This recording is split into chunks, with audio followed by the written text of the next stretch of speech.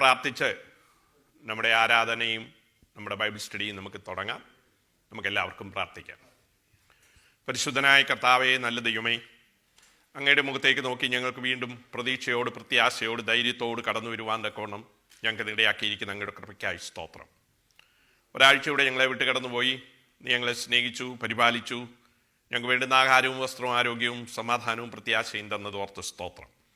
ഇന്ന് പൽക്കാലം നീ ഞങ്ങളുടെ നടുവിലേക്ക് എഴുന്നള്ളി വന്നിരിക്കാൻ സ്തോത്രം. മഹാദൈവത്തെ ആരാധിക്കേണ്ടവണ്ണം ആരാധിപ്പാൻ ഞങ്ങൾക്ക് കൃപ നൽകണമേ, ഏകാഗ്രത നൽകണമേ, പ്രത്യാശ നൽകണമേ.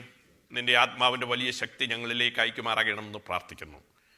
ഞങ്ങളുടെ പ്രാണനും ദേഹവും ഒരുപോലെ സന്തോഷിപ്പാൻ, അങ്ങയുടെ സന്നിധാനത്തിലെ സന്തോഷ പരിപൂർണത അനുഭവിപ്പാൻ ഞങ്ങൾക്കിടയാക്കണമേ എന്ന് പ്രാർത്ഥിക്കുന്നു.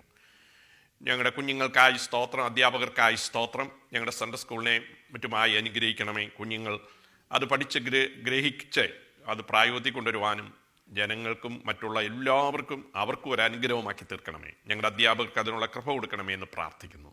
ഞങ്ങളുടെ യൂത്തിനായി പ്രാർത്ഥിക്കുന്നു. കർത്താവെ, അവരെയും അനുഗ്രഹിച്ചാട്ടെ. ഞങ്ങളുടെ പ്രായമുള്ള എല്ലാ ദൈവജനങ്ങൾക്കായി സ്തോത്രം. ഇന്ന് ആരാധനയ്ക്ക് കടന്നു വരുവാൻ കഴിയാതെ കർത്താവെ ഭവനങ്ങളിലായിരിക്കുന്ന ഞങ്ങളുടെ പ്രിയപ്പെട്ടവരുണ്ട്. അവരെയും ഓർത്ത് ഞങ്ങൾ പ്രാർത്ഥിക്കുന്നു. ഇന്ന് കടന്നു വന്ന എല്ലാവർക്കും, കടന്നു വഴിയിലായിരിക്കുന്നവർക്കായി പ്രാർത്ഥിക്കുന്നു. ഞങ്ങളെ വിവിധ സ്ഥലങ്ങളിൽ ഇരുന്ന് വീക്ഷിക്കുന്ന എല്ലാ ദൈവജനത്തിനായി സ്തോത്രം. അവർക്കും ഒരുപോലെ അനുഗ്രഹം പകർന്നു കൊടുക്കണമേ എന്ന് പ്രാർത്ഥിക്കുന്നു. നീ എല്ലായിടത്തും ഉള്ളതുകൊണ്ട് രണ്ടുപേര് നിന്റെ നാമത്തിൽ എവിടെ കൂടിയാലും അവരുടെ മധ്യ എഴുന്നള്ളാമെന്നുള്ള പ്രത്യാശയും വാഗ്ദാനവും ധൈര്യവും ഞങ്ങൾക്ക് തന്നിരിക്കയാൽ ഞങ്ങൾ ഇതിനെ സ്തുതിക്കുന്നു. കർത്താവേ, ഇന്ന് പകൽക്കാലം പാടുന്നത്, പ്രാർത്ഥിക്കുന്നത്, ദൈവജനം ധ്യാനിക്കുന്നത് എല്ലാം ഞങ്ങൾക്ക് അനുഗ്രഹത്തിനും അങ്ങേക്ക് മഹത്വത്തിനും ഞങ്ങളുടെ പ്രിയപ്പെട്ടവർക്ക് അത് ശക്തിക്കും ഇടയാക്കി തീർക്കുമാറാകണമെന്ന് പ്രാർത്ഥിക്കുന്നു. ദൈവമായ കർത്താവെ, ലോകത്തിൽ ഞങ്ങളെപ്പോലെ കൂടി വരുവാൻ കഴിയാതെ വിഷമിക്കുന്ന ഒരുപാട് ദൈവജനങ്ങളുണ്ട്. അവരെ ഓർത്ത് പ്രാർത്ഥിക്കുന്നു.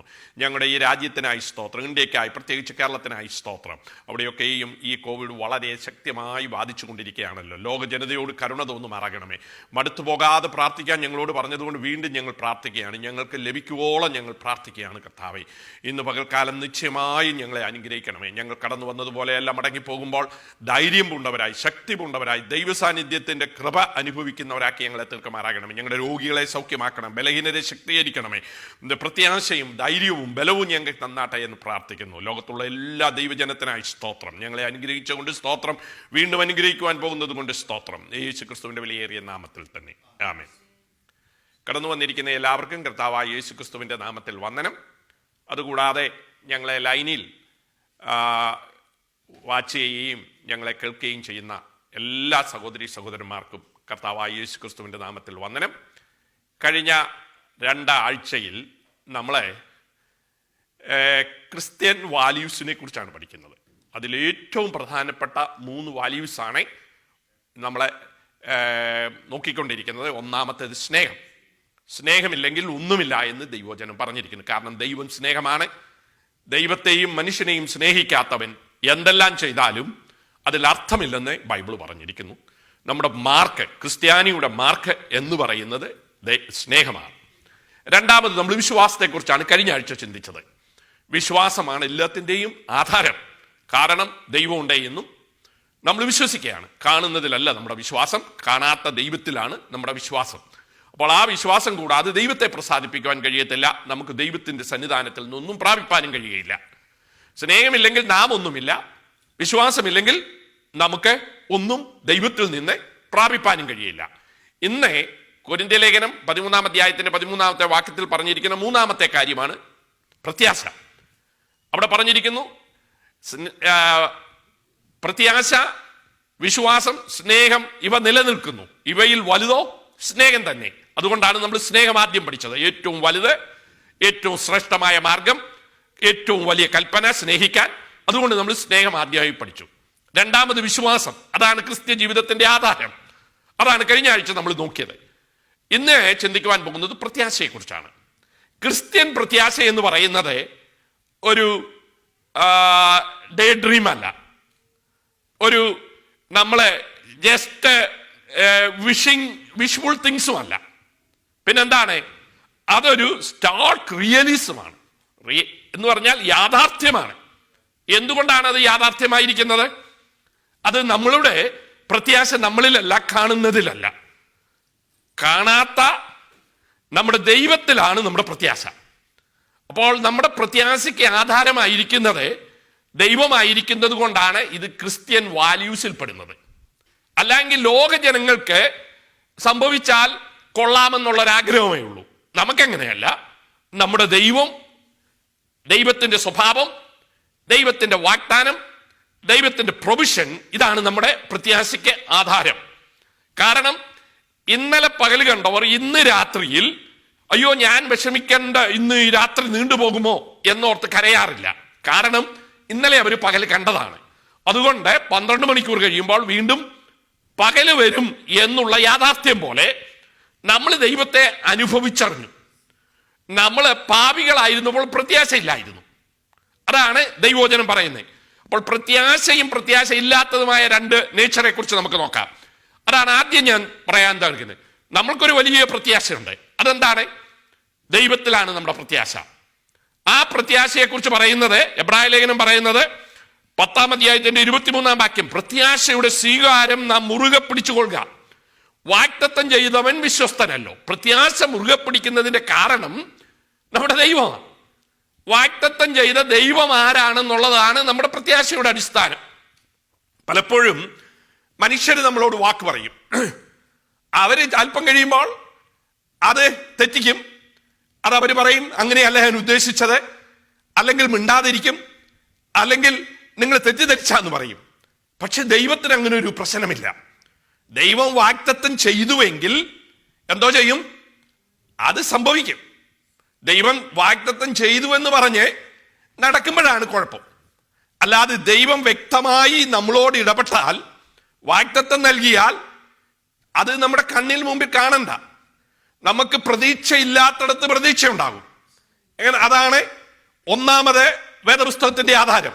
ഒന്നുമില്ലായ്മയിൽ നിന്ന് വിളിച്ചു വരുത്തുന്ന ദൈവത്തിനെ നമ്മൾ കണ്ടില്ലെങ്കിലും ഇല്ലെങ്കിലും സാഹചര്യമില്ലെങ്കിലും ആ ദൈവത്തിന് കഴിയുമെന്ന് ആശയ്ക്ക് വിരോധമായി ആശയോടെ അബ്രഹാം വിശ്വസിച്ചു എന്ന് പറഞ്ഞാൽ പ്രത്യാശിച്ചു.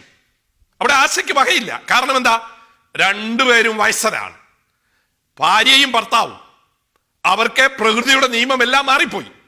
അപ്പോൾ ഒരു കുഞ്ഞുണ്ടാകുക എന്നുള്ളത് അവിടെ ഇല്ല, സാധ്യതയില്ല, മാനുഷികമായി കഴിയുകയില്ല. അപ്പോൾ അവിടെ ഇല്ല.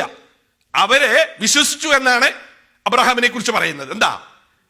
ആശയ്ക്ക് വിരോധമായി ദൈവത്തിൽ വിശ്വസിച്ചു. ആരാ? വാഗ്ദത്തം ചെയ്തവൻ അത് സാധിക്കും എന്നുള്ള അർത്ഥത്തിൽ വിശ്വസിച്ചു. അതാ ഞാൻ പറഞ്ഞത്, ഇല്ലായ്മയിൽ പോലും, പ്രതീക്ഷയില്ലാത്തടത്തും, നമ്മുടെ സാഹചര്യങ്ങളെല്ലാം എതിരായിരുന്നാലും ഇല്ലായ്മയിൽ നിന്ന് വിളിച്ചു വരുത്തുന്ന ദൈവം നമ്മുടെ ജീവിതത്തിൽ പ്രവർത്തിക്കും. അവൻ നമ്മളുടെ പിതാവാണ്. അവൻ നമ്മളെ രക്ഷിച്ചത് കൊണ്ട്, മക്കളാക്കിയത് കൊണ്ട്, നമ്മുടെ അവകാശത്തിൽപ്പെട്ട കാര്യം നമുക്ക് നൽകുമെന്ന് യേശു തമ്പുരാൻ പഠിപ്പിച്ചു. ഒരു യൗവനക്കാരൻ, അവൻ അല്പം കുസൃതിയായിരുന്നു. അതാണ് പ്രോഡിഗൽ സണ്ണിനെ കുറിച്ച് പറയുന്നത്. മുടിയൻ പുത്രൻ എന്ന് പേര് വിളിക്കുന്നത്. യഹൂദന്മാരുടെ പാരമ്പര്യ പ്രകാരം അപ്പൻ എപ്പോഴെങ്കിലും അവസാനമാണ് അനുഗ്രഹിക്കുന്നത്. അനുഗ്രഹിക്കുമ്പോഴാണ് വീതവും മറ്റും കൊടുക്കുന്നത്. അതുവരെ അപ്പൻ്റെതായ ചൊൽപ്പടിയിലാണ് കാര്യങ്ങൾ പോകുന്നത്. ആ പാട്രിയാർക്ക് സൊസൈറ്റിയിൽ അപ്പൻ മരിക്കുന്നതിന് മുൻപേ മക്കളെയൊക്കെ വിളിച്ച് അനുഗ്രഹിച്ച് അവർക്ക് ഓരോരുത്തർക്കും വീതം കൊടുക്കുകയാണ്. എന്നാൽ ഇവൻ നല്ല യൗവനത്തിലായിരുന്നപ്പോൾ തന്നെ പറയുന്നത് എനിക്ക് വരേണ്ടത് അവകാശം തരാനാ.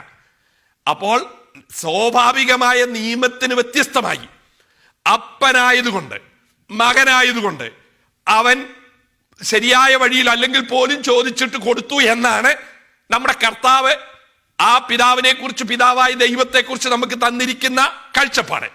അപ്പോൾ മക്കളെ കുറിച്ച് ഒന്ന് ചിന്തിച്ചേ. അനുസരണമുള്ള മക്കളെ കുറിച്ച്, ദൈവഹിതം ചെയ്യുന്ന മക്കളെ കുറിച്ച്, ദൈവത്തിന് വേണ്ടി ജീവിക്കുന്ന മക്കളെ കുറിച്ച് അവൻ വാഗ്ദാനം ചെയ്താൽ അവകാശിയായിരിക്കുന്നത് കൊണ്ട് ഒന്നുമില്ലെങ്കിൽ പോലും അവർ ഉള്ളത് കൊടുക്കും. അതുകൊണ്ടാണ് യേശു പഠിപ്പിച്ചത്, നിങ്ങൾ ദോഷികളാണെങ്കിൽ പോലും നിങ്ങളുടെ മക്കൾക്ക് നല്ല ദാനങ്ങളെ കൊടുക്കുവാൻ ആഗ്രഹിക്കുന്നുവല്ലോ. അപ്പോൾ സ്വർഗസ്ഥനായ പിതാവ് എത്രയധികം നൽകും. നോക്കേ, നമ്മുടെ ദൈവത്തിനെ കുറിച്ചുള്ള കാഴ്ചപ്പാടിന്റെ വലിപ്പമാണ് നാം മനസ്സിലാക്കേണ്ടത്. അപ്പോൾ നമ്മുടെ പ്രത്യാശ എന്ന് പറയുന്നത് കാഴ്ചയാലുള്ളതിലല്ല.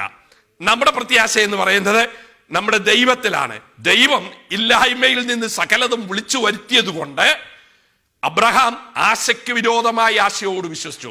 റോമാലേഖനം 4-ാം അധ്യായത്തിന്റെ 18-ാം വാക്യം ആർക്കെങ്കിലും അത് കുറിച്ചു വെക്കണമെങ്കിൽ.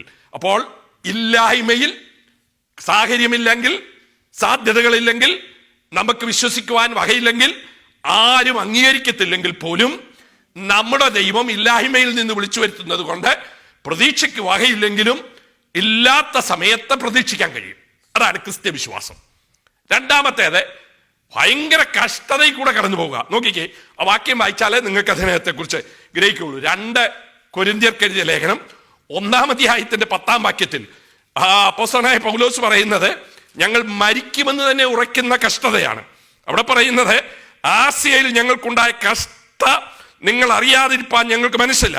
8-ാം വാക്യം, ജീവനോടിരിക്കുമോ എന്ന് നിരാശ തോന്നുമാറെ ഞങ്ങൾ ശക്തിക്ക് മീതെ അത്യന്തം ഭാരപ്പെട്ടു.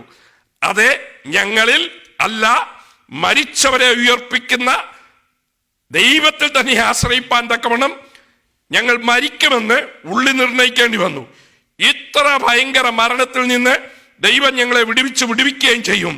അവൻ വേലാലും വിടുവിക്കുമെന്ന് ഞങ്ങൾ അവനിൽ ആശ വച്ചിരിക്കുന്നു, ഞങ്ങൾ അവനിൽ പ്രതീക്ഷിക്കുന്നു, ഞങ്ങൾ അവനിൽ എന്തോ ചെയ്യുന്നു, വലിയ ചിന്താഗതിയിൽ ഞങ്ങൾക്ക് പ്രത്യാശ നൽകുന്നു. കാരണം എന്താ? മരിക്കുമെന്നുള്ള അവസ്ഥയാണ്. കഷ്ടത ഏറ്റവും വർദ്ധിച്ചു. അത് അത്രമാത്രം കൂടി വരുമ്പോൾ അവർക്ക് ഉള്ളിൽ ദൈവമേ നീ ഇതുവരെയും പ്രവർത്തിക്കുന്നില്ലല്ലോ എന്നുള്ള നിരാശ പലപ്പോഴും കയറി വരും. അതാണ് അവിടെ പറഞ്ഞിരിക്കുന്നത്. എന്താ സംഭവിക്കാം? നമ്മൾ പ്രാർത്ഥിച്ചിട്ട് നമ്മൾ വിചാരിക്കുന്നത് പോലെ കാര്യങ്ങൾ നടന്നില്ലെങ്കിൽ സ്വാഭാവികമായി നിരാശ വരും. അയ്യോ, എന്റെ പ്രാർത്ഥന കേട്ടില്ലല്ലോ, എന്റെ കുഴപ്പമാണോ, അല്ലെങ്കിൽ ദൈവം കേൾക്കുന്നില്ലേ, അല്ലെങ്കിൽ ദൈവം പ്രവർത്തിക്കുന്നില്ലേ, ഇങ്ങനെ നിരാശ ഉണ്ടാകും. അതുകൊണ്ട് പൗലോസും നമ്മളിൽ നിന്ന് വ്യത്യസ്തനല്ല. എന്താ പറഞ്ഞിരിക്കുന്നത്? ഞങ്ങൾ ജീവനോടിരിക്കുമോ എന്ന് പോലും നിരാശപ്പെട്ടു. എങ്ങനെ? ഞങ്ങൾക്ക് ഭാരപ്പെട്ടു. ഇതൊക്കെ അവിടെ ഉപയോഗിച്ചിട്ടുണ്ട്. ഭാരമുണ്ട്, നിരാശയുണ്ട്. ഇതൊക്കെ ആ 8, 9, 10 വാക്യത്തിൽ പറഞ്ഞിട്ടുണ്ട്. അപ്പോൾ നമ്മൾ നിരാശപ്പെട്ടു പോയെങ്കിൽ അത് സ്വാഭാവികമാണ്. നമ്മുടെ ജീവിതത്തിൽ ആ നിരാശയിൽ കിടക്കാതിരിപ്പാൻ ഒരു പ്രത്യാശ നമുക്കുണ്ട്. അതെന്താ? മരിച്ചവരെ പോലും ഉയർപ്പിക്കുന്ന ഒരു ദൈവം അവനിൽ ആശ്രയിക്കുന്നവരെ കൈവിടുകയില്ല എന്നുള്ളത് കഷ്ടസമയത്ത് അവര് പ്രത്യാശിച്ചു. നോക്കിക്കേ, അപ്പോൾ ഇല്ലായ്മയിൽ പ്രത്യാശിക്കാം. വലിയ കഷ്ടതയുടെ നടുവിൽ മരണം പോലും മുന്നിൽ കാണുമ്പോൾ നമുക്ക് പ്രത്യാശിക്കാമെന്നാണ് അപ്പോസ്തലനായ പൗലോസ് പറയുന്നത്. ഇനിയും രോഗം വളരെ ഗുരുതരമാണ്. ആരാ? യോബ്. യോബിന്റെ പുസ്തകത്തിൽ നാം എന്തുവാ വായിക്കുന്നത്? 13-ാം അധ്യായത്തിന്റെ 15-ാമത്തെ വാക്യം. നമുക്ക് ഈ സന്ദർഭമായതുകൊണ്ട് അത് വായിക്കാം. നമുക്ക് എല്ലാവർക്കും ചിലപ്പോൾ മനപാഠമൊക്കെ അറിയാവുന്ന വാക്യമായിരിക്കാം. അങ്ങനെയുള്ള വാക്യങ്ങളിൽ ചിലതാണ് 13-15. യോബ് വളരെ കഷ്ടപ്പെട്ടു. ആരും തന്നെ സഹായിപ്പാനില്ല. കൂട്ടുകാരെതിരെ, കുടുംബക്കാരെതിരെ, ഭാര്യ പോലും തന്റെ അടുക്കൽ വരുമ്പോൾ വിഷമിച്ചിട്ടാണ് വരുന്നത്. അപ്പോൾ താൻ പറയുന്നത്, അവനെ കൊന്നാലും അവനായി ഞാൻ കാത്തിരിക്കും. ഐ ഹോപ്പ് ഇൻ ഹിം എന്നാണ് മെനി ട്രാൻസ്ലേഷൻ. കാത്തിരിക്കുമെന്ന് പറയുന്ന ഒരുപാട്. യെശയ്യാ പ്രവചനം 40-ാം അധ്യായത്തിന് 31-ാം വാക്യം, യഹോവയിൽ കാത്തിരിക്കുന്നവർ എന്ന് പറയുന്നത് യഹോവയിൽ പ്രത്യാശിക്കുന്നവരെന്ന അതിന്റെ ഹെബ്രായ ഭാഷയിലുള്ള അർത്ഥം. എന്താ? യഹോവയിൽ പ്രത്യാശിക്കുന്നു. ഇവിടെ അതേ പദമാണ് പറഞ്ഞിരിക്കുന്നത്. കാത്തിരിക്കുന്നവർ. കാത്തിരിക്കും, അവനിൽ ഞാൻ പ്രത്യാശിക്കും. കാരണം അവൻ ആരാ? എന്റെ വീണ്ടെടുപ്പുകാരനാണ്. അതാണ്, എന്റെ വീണ്ടെടുപ്പുകാരൻ ജീവിക്കുന്നിടത്തോളം കാലം എനിക്ക് എന്തോ ചെയ്യാം? പ്രത്യാശിക്കാം. അതാണ് ബലം. അപ്പോൾ ഇല്ലായ്മയിൽ, വലിയ കഷ്ടതയിൽ, ഇപ്പൊ ഇവിടെ എന്താ? രോഗം. ഇനിയും മരണം തന്നെ കണ്ടുകൊണ്ടിരിക്കുക. ആരെ? അപ്പോസ്തലനായ പൗലോസ്. പൗലോസ് അവസാന ലേഖനം എഴുതുമ്പോൾ 4-ാം അധ്യായത്തിൽ പറഞ്ഞ ഞാൻ ഇപ്പോൾ തന്നെ പാനീയാഗമായി ഒഴിക്കപ്പെടുന്നു, എപ്പോൾ മരിക്കുമെന്നത് എനിക്ക് അറിയത്തില്ല. അപ്പോൾ മരണത്തെക്കുറിച്ച് മുന്നിൽ കാണുന്നതുകൊണ്ട് താൻ പറയുന്നത്, എനിക്ക് ഒരു കുഴപ്പമില്ല, മരിച്ച് ഞാൻ എൻ്റെ കർത്താവിന്റെ അടുക്കലേക്ക് പോകും എന്ന് പറഞ്ഞിട്ട് അവൻ പറയുന്ന പ്രത്യാശ, അവന്റെ പ്രത്യാശ എന്താ? 4-ാം അധ്യായത്തിൽ താൻ പറയുന്നത്, എനിക്ക് കിരീടം എനിക്കായി വെച്ചിരിക്കുന്നു, അത് നീതിയുള്ള ന്യായാധിപതിയായ കർത്താവ് എനിക്ക് ആ ദിവസത്തിൽ നൽകും. എനിക്ക് മാത്രമല്ല, അവന്റെ പ്രത്യക്ഷതയിൽ പ്രിയം വെച്ചിരിക്കുന്ന ഏവർക്കും തന്നെ. അപ്പോൾ നോക്കിയേ, മരണം പൗലോസിന് മാത്രമല്ല, അവന്റെ പ്രത്യക്ഷതയിൽ പ്രിയം വെച്ച സകലർക്കും കൊടുക്കുമെന്നുള്ള പ്രത്യാശ തന്നെ എന്തോ ആക്കുന്നു? ധൈര്യമുള്ളവനാക്കുന്നു. അപ്പോൾ ഏത് സാഹചര്യത്തിലും ക്രിസ്ത്യൻ വിശ്വാസം, പ്രത്യാശയുടെ കാരണം എന്താണെന്നറിയാമോ? ദൈവസ്നേഹം. കാരണം എന്താ? നമ്മൾ ദോഷികളായിരുന്നപ്പോൾ, ശത്രുക്കളായിരുന്നപ്പോൾ നമ്മളെ സ്നേഹിച്ച് മരിച്ചത് കൊണ്ട് ആ സ്നേഹമാണ് നമ്മുടെ പ്രത്യാശയ്ക്ക് അടിസ്ഥാനം. ഒന്ന് ദൈവത്തിന്റെ സ്വഭാവം. ദൈവമാണ് നമ്മുടെ പ്രത്യാശ. നോക്കിക്കേ, തിമോത്തിയോസിന്റെ ഒരുപാട് വാക്യമുണ്ട്. നമുക്ക് ഈ കുറച്ച് സമയത്തിനകം ഇതെല്ലാം ഒന്നും പറയാൻ പറ്റത്തില്ല. എങ്കിലും തിമോത്തിയോസിന്റെ 1-ാം ലേഖനത്തിന്റെ 1-ാമത്തെ വാക്യത്തിൽ പറയുന്നത് നമ്മുടെ രക്ഷിതാവും ദൈവത്തിന്റെയും നമ്മുടെ പ്രത്യാശയായ ക്രിസ്തുവിന്റെയും. എന്താ നമ്മുടെ പ്രത്യാശ? ആരാ? ക്രിസ്തു. ദൈവം നമ്മുടെ പ്രത്യാശയാണ്. പിതാവായ ദൈവം നമ്മുടെ പ്രത്യാശയാണ്. ക്രിസ്തു നമ്മുടെ പ്രത്യാശയാണ്. അതിന്റെ കാരണം എന്താ? നാം മക്കളാണ്. റോമാലേഖനം പറയുന്നത് നിങ്ങൾ മക്കളാണ്, ആത്മാവ് താനും നിങ്ങളുടെ ആത്മാവോട് സംസാരിക്കുന്നു, അല്ലേ? 8:16 റോമാലേഖനം. അപ്പോൾ നമ്മൾ ആരാണെന്നുള്ളതാ നമ്മുടെ ഉറപ്പ്. മക്കളെന്നുള്ള ഉറപ്പ് തരുന്നത് പരിശുദ്ധാത്മാവാകം കൊണ്ട് ക്രിസ്തുവിൽ കൂടെയുള്ള നമ്മുടെ പ്രത്യാശ. അത് എന്തോ പ്രത്യാശയല്ല, നീങ്ങിപ്പോകുന്ന പ്രത്യാശയല്ല. അതിനെ വിളിച്ചിരിക്കുന്ന നങ്കൂരമെന്ന. നോക്കിക്കേ, എബ്രായ ലേഖനം 6-ാം അധ്യായത്തിലും 3-ാം അധ്യായത്തിലും വളരെ ശക്തമായി പറഞ്ഞിട്ടുണ്ട് നമ്മുടെ പ്രത്യാശയുടെ ഉറപ്പിനെ കുറിച്ച്. അവിടെ വളരെ കാര്യമായിട്ടാണ് പറഞ്ഞിരിക്കുന്നത് നമ്മുടെ പ്രത്യാശ എത്ര വലുതാണെന്ന്. നോക്കിക്കേ, ക്രിസ്തുവോ അവന്റെ ഭവനത്തിന് അധികാരിയായി പുത്രനായിട്ട് തന്നെ പ്രത്യാശയുടെ ധൈര്യവും പ്രശംസയും നാം അവസാനത്തോളം മുറുകെ പിടിച്ചുകൊണ്ടെന്നാൽ നാം അവന്റെ ഭവനമാകുന്നു. അപ്പോൾ നമ്മുടെ പ്രത്യാശ എന്നത്തേക്കുള്ളതല്ല. നമ്മൾ ആദ്യം വായിച്ച വാക്യം എബ്രായ ലേഖനത്തിൽ തന്നെയാ 10:23 നാം കണ്ടത്. വളരെ ക്ലിയർ ആയിട്ട് പറഞ്ഞു പ്രത്യാശയുടെ സ്വീകാരം മുറുകെ പിടിക്കണം. 3-ാം അധ്യായത്തിലും അത് തന്നെയാ പറയുന്ന പ്രത്യാശയുടെ ധൈര്യം എന്താ ചെയ്യണം? നാമെ മുറുകെ പിടിക്കണം. അപ്പോൾ നമ്മുടെ പ്രത്യാശ വെറുതെ ഉള്ള വിഷ്വൽ തിങ്കിങ് അല്ല, ഒരു ഡേ ഡ്രീം അല്ല, പിന്നെ അത് റിയലിസ്റ്റിക്കായി റിയലായിട്ടുള്ള പ്രത്യാശയാണ്. അത് ഇവിടെ പറഞ്ഞിരിക്കുന്നത് എന്താ? ആ പ്രത്യാശ നമുക്കുള്ളത് കൊണ്ട് നാം മുറുകെ പിടിക്കണം. 6-ാം അധ്യായത്തിൽ വീണ്ടും എബ്രായ ലേഖനം പറയുന്ന അവിടെ നോക്കിക്കേ, അവിടാണ് ഉപയോഗിച്ചിരിക്കുന്നത് അതെങ്ങനെയുള്ള പ്രത്യാശയാണെന്ന്. ആ പ്രത്യാശയെ കുറിച്ച് പറഞ്ഞിരിക്കുന്നത് ദൈവത്തിന് ഭോഷ്ക് കുറവാൻ കഴിയയില്ല. അത് മാത്രമല്ല മാറിപ്പോകാത്തതാണ്. അതുകൊണ്ട് 2 കാര്യം ശക്തിയുള്ള പ്രബോധനം പ്രാപിപ്പാൻ ഇടവരുന്നു. ആ പ്രത്യാശ നമുക്ക് ആത്മാവിന്റെ ഒരു നങ്കൂരം. എന്തുകൊണ്ടാണ് നമ്മുടെ പ്രത്യാശ അത് നങ്കൂരമായിരിക്കുന്നത്? ദൈവം പറഞ്ഞിരിക്കുന്നത് മാറിപ്പോകയില്ല. ദൈവം ഭോഷ്ക് പറയില്ല. തീത്തോസിന്റെ ലേഖനത്തിൽ പറയുന്നത് ഭോഷ്ക് പറയാത്ത ദൈവം. പഴയ നിയമത്തിൽ പറഞ്ഞിരിക്കാവും ഭോഷ്ക് പറയില്ല, മനുഷ്യനല്ല മാറിപ്പോകാൻ. അപ്പോൾ നമ്മുടെ ഉറപ്പെന്താണ്? നമ്മുടെ ദൈവം, ദൈവത്തിന്റെ വാഗ്ദാനം, ദൈവത്തിന്റെ ഇന്നലകളിൽ നമ്മളോടുള്ള അവന്റെ വിശ്വസ്തത. അതെന്താ? രക്ഷ തന്നെ നമുക്ക് തന്നത് ദൈവത്തിന്റെ സ്നേഹത്തിന്റെ അടിസ്ഥാനത്തിൽ, കൃപയുടെ അടിസ്ഥാനത്തിൽ നമുക്ക് പ്രത്യാശ തരുന്നതാ, അല്ലേ? നമ്മുടെ രക്ഷ എവിടെ ഉള്ളതാ? നമ്മുടെ രക്ഷ എന്ന് പറയുന്നത് തന്നെ റോമാലേഖനം 8-ാം അധ്യായത്തിന്റെ 24-ാം വാക്യം വായിച്ച്, നമ്മളുടെ രക്ഷ എന്നുള്ളത് വെറുതെ നാം ഊഹാപോഹങ്ങളിൽ പറയുന്നല്ല. അത് വളരെ ശക്തമായി റോമാലേഖനം 8-ാം അധ്യായത്തിന്റെ 24-ാമത്തെ വാക്യത്തിൽ അപ്പോസ്തലൻ വളരെ ക്ലിയർ ആയിട്ട് സംശയം വരാത്ത രീതിയിൽ നമ്മളോടെല്ലാം സംസാരിക്കുന്നുണ്ട്. പ്രത്യാശയാലല്ലോ നാം രക്ഷിക്കപ്പെട്ടിരിക്കുന്നത്. കാണുന്ന പ്രത്യാശയല്ല. ഒരുത്തൻ കാണുന്നതിനായി പ്രത്യാശിക്കുന്നത് എന്തിനെ? നാം കാണാത്തതിനായി പ്രത്യാശിക്കുന്നുവെങ്കിലോ അതിനോട് ക്ഷമയായി കാത്തിരിക്കുന്നു, പ്രതീക്ഷിക്കുന്നു. നോക്കിയേ, അപ്പോൾ നമ്മളുടെ ദൈവവുമായിട്ടുള്ള ബന്ധം മക്കളാക്കിയത്, പരിശുദ്ധാത്മാവിനെ തന്നത്, നിത്യജീവനെ അനുഭവിക്കുന്നത്, ഇതാണ് നമ്മുടെ ഉറപ്പ്. കാരണം പ്രത്യാശ ഇല്ലാത്തവരായിരുന്നു നാം. എഫെസ്യ ലേഖനം 2-ാം അധ്യായത്തിന്റെ 12-ാം വാക്യത്തിലാണ് പറയുന്നിരിക്കുന്നത് പ്രത്യാശ ഇല്ലാത്ത ജാതികൾ. അങ്ങനെയാ എഫെസ്യ ലേഖനത്തിൽ പറഞ്ഞിരിക്കുന്നത്. നമുക്കൊരു കാലത്ത് എന്തില്ലായിരുന്നു? തിന്നുക, കുടിക്കുക, ആനന്ദിക്കുക, നാളെ ചാകുമല്ലോ എന്നുള്ള വിശ്വാസമായിരുന്നു. അവിടെ പ്രത്യാശയില്ലാത്ത ലോകത്തിൽ നമ്മുടെ ദൈവമില്ലാത്തവരായി ജീവിച്ചവരാ. അപ്പോൾ ദൈവത്തിൽ മാത്രമേ പ്രത്യാശയുള്ളൂ. ദൈവമില്ല എങ്കിൽ ഈ ലോകം ഒന്ന് എടുത്തു നോക്കിക്കേ, എന്താ മീനിങ്? ജീവിതത്തിന്റെ അർത്ഥം എന്താ? ജീവിതത്തിന്റെ പർപ്പസ് എന്താ? എല്ലാവരും പറയും ദൈവം ഇല്ല എന്നങ്ങ് പറഞ്ഞ് നമുക്ക് അങ്ങ് വിശ്വസിക്കാം. നമുക്കൊന്നുമില്ല. തിന്നുക, കുടിക്കുക, ആനന്ദിക്കുക, തീരുക. പക്ഷെ അതുകൊണ്ട് എന്തോ അർത്ഥമാണ്. ജീവിതത്തിൽ എന്തുവാ കാര്യം?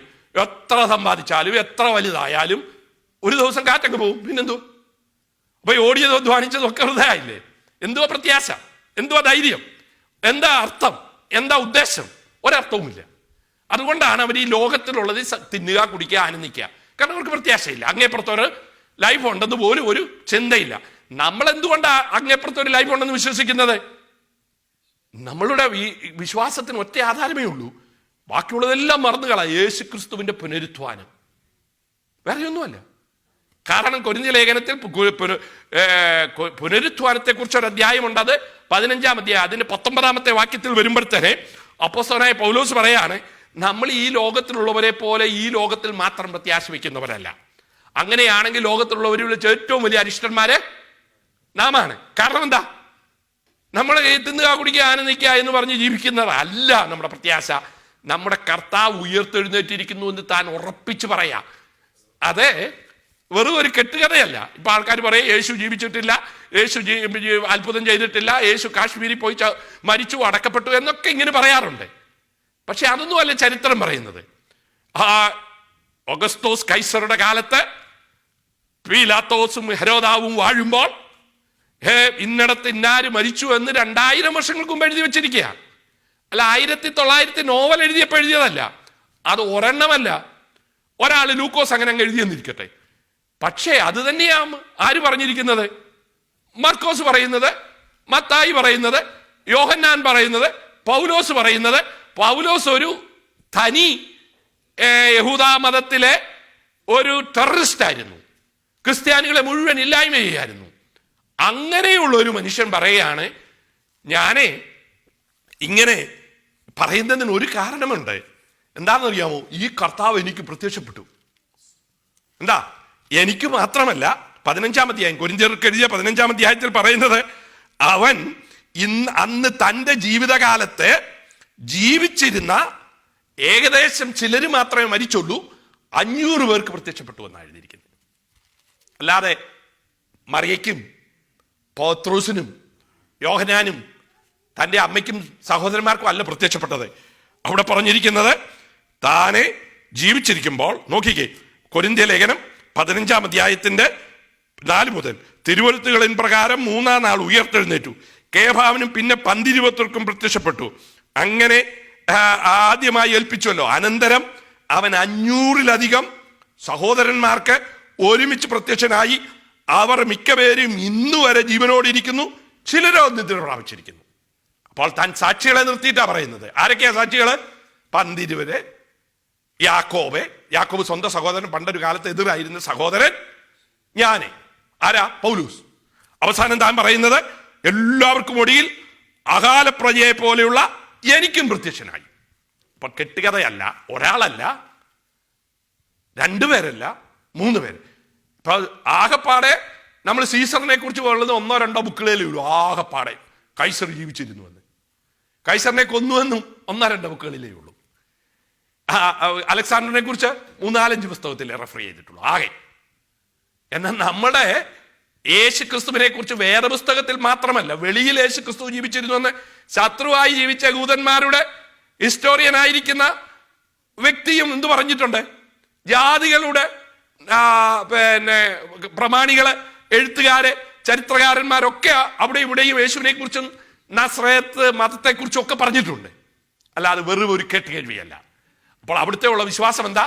ഇന്നലെ വരെ ഭയപ്പെട്ട് ഒളിച്ചിരുന്നവർ ദൈവത്തെയാണ് അനുസരിക്കേണ്ടത്, നിങ്ങളെ അല്ല എന്ന് അധികാരസ്ഥരോട് പറവാൻ തക്കവണ്ണം ധൈര്യവും തൻ്റെ ഇടവും കാണിച്ച് എവിടെ യേശുവിനെ ക്രൂശിച്ചോ അവിടെ അവർ പ്രസംഗിക്കാൻ മുന്നോട്ട് വന്നു എന്നാ.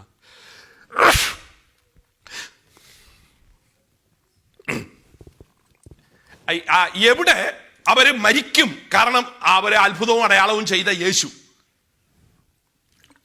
സകലരെയും സഹായിച്ച യേശു. യേശുവിനെ കൊന്നിടത്ത് അവർക്ക് മരണമല്ലാതെ വേറെ ഒന്നും പ്രതീക്ഷിക്കാൻ കഴിയത്തില്ല. യേശുവിനെ പോലെ അവർക്ക് എന്തില്ലായിരുന്നു? വെള്ളത്തിന്റെ മുകളിൽ അവർ പിന്നെ നടന്നായിട്ടെങ്ങും എഴുതിയിട്ടില്ല. മരിച്ചവരെയൊക്കെ ഉയർപ്പിച്ചിട്ടുണ്ട്. പക്ഷേ അവരെ യേശു ചെയ്തതുപോലെ വലിയ വലിയ അത്ഭുതങ്ങൾ ചെയ്തതായിട്ട് എഴുതിയിട്ടില്ല. പക്ഷെ കർത്താവ് പറഞ്ഞു, നിങ്ങൾക്ക് ഞാൻ ചെയ്തതിലധികം ചെയ്യാമെന്ന് പറഞ്ഞു. ഞാൻ പറഞ്ഞതിന്റെ ചുരുക്കം, എവിടെ യേശുവിനെ കൊന്നുവോ അവിടെയാണ് അവർ പ്രസംഗിക്കാൻ തുടങ്ങിയത്. അല്ല അവരുടെ വീടുകളിലോ കുഗ്രാമങ്ങളിൽ ചെന്ന് ആരും അറിയാത്തടത്തും അല്ല പ്രസംഗിച്ച്. ഏറ്റവും എതിരുള്ള ദേവാലയമുള്ള അവരുടെ ശത്രുക്കളുള്ള യെരുശലേമിലാണ് പ്രസംഗം തുടങ്ങിയത്. അത് പിന്നെ എവിടെ വരെ എത്തി? റോമി വരെ എത്തിയതായിട്ടാണ് അപ്പോസ്തല പ്രവൃത്തി അവസാനിപ്പിക്കുന്നത്. അല്ലാതെ വെറുതെ അവിടെ ഇവിടെയും ആരെങ്കിലും പറഞ്ഞ ഒരു കഥയല്ല. അപ്പോൾ നമ്മളുടെ വിശ്വാസത്തിന്റെ പ്രത്യാശയുടെ ആധാരം യേശു ക്രിസ്തുവിന്റെ പുനരുത്ഥാനമാണ്. അതാണ് നമ്മുടെ വിഷയം. അപ്പോൾ നാം അത് വിശ്വസിച്ചില്ലെങ്കിൽ എന്തുണ്ട്? നമ്മുടെ ജീവിതത്തിൽ നാം എല്ലാവരെക്കാളും അരിഷ്ടന്മാരെ എന്ന് പറഞ്ഞാൽ ഒരർത്ഥവും ഇല്ലാത്തവരെ, ഒരു വാല്യമില്ലാത്തവരെ. അപ്പോൾ നമ്മുടെ പ്രത്യാശയുടെ ആധാരം യേശുക്രിസ്തുവിന്റെ ഉയർപ്പ. ഞാൻ എൻ്റെ വാചകമായിട്ട് നിങ്ങൾ കൂട്ടണ്ട, പത്രോസ് തന്നെ പറയുന്നുണ്ട്. പത്രോസിന്റെ 1-ാം ലേഖനം 1-ാം അധ്യായത്തിന്റെ 3-ാം വാക്യത്തിൽ പൗലോസ് പറഞ്ഞത് മാത്രമല്ല, കൂടെ നടന്ന പത്രോസും പറയുന്നത് എന്താണെന്ന് അറിയാമോ? തന്റെ മുഖത്വത്താലും വീര്യത്താലും നമ്മെ വിളിച്ചവന്റെ പരിജ്ഞാനത്തിൽ അവന്റെ ദിവ്യശക്തി ജീവനും ഭക്തിക്കും വേണ്ടി നോക്കെയും നമുക്ക് ദാനം ചെയ്തിരിക്കുന്നു. അവയാൽ നമുക്ക് വിലയേറിയതും അതിമഹത്വമായ വാഗ്ദത്തങ്ങൾ നൽകിയിരിക്കുന്നു. ഇവയാൽ ലോകത്തിന്റെ മോഹത്തിലുള്ള നാശം വിട്ടൊഴിഞ്ഞ് ദിവ്യ സ്വഭാവത്തോട് കൂട്ടിയാളികളായി തീരുവാൻ ഇടവരുന്നു. അവിടെ താൻ പറയുന്നത് യേശുക്രിസ്തുവിന്റെ പുനരുത്ഥാനമാണ് നമ്മുടെ ജീവിതത്തിൽ നമ്മൾക്ക് ഈ പ്രത്യാശ നൽകുന്നത്, അല്ലാതെ വേറെ ഒന്നുമല്ല. യേശുക്രിസ്തുവിന്റെ ആ വലിയ താൻ അനുഭവിച്ച ആ കാര്യങ്ങളാണ് തൻ്റെ ജീവിതത്തിൽ ഇതിന് കാരണം, അതല്ലാതെ വേറെ ഒന്നുമല്ല എന്ന് താൻ പറഞ്ഞിരിക്കുന്നു. തൻ്റെ വിലയേറിയതും അതിമഹത്വമായ ആ പ്രത്യാശ യേശു ക്രിസ്തു ഉയർത്തു എന്നുള്ള ഏക കാരണത്താലാണ് അവർക്കത് വിശ്വസിക്കുവാൻ കഴിയുന്നത്. അവരുടെ പ്രത്യാശയുടെ അടിസ്ഥാനം അത് എന്തല്ല, വാട്ടമുള്ളതല്ല, കോട്ടമുള്ളതല്ല, അത് എന്നേക്കും സ്വർഗത്തിൽ സ്ഥിരമായിരിക്കുന്നതാണ്. അതിനേക്കാൾ കുറഞ്ഞതൊന്നും ആർക്കില്ല? അപ്പോസ്തലന്മാർക്കില്ല. അവരുടെ പ്രത്യാശ എന്നുള്ളത് അവർ മരിച്ചു കഴിഞ്ഞ് അല്ലെ പോകുന്ന ഒരു കാര്യമല്ല.